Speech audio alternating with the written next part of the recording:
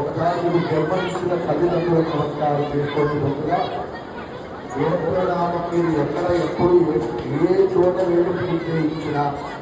అర్థనామంతో ముందు వాళ్ళ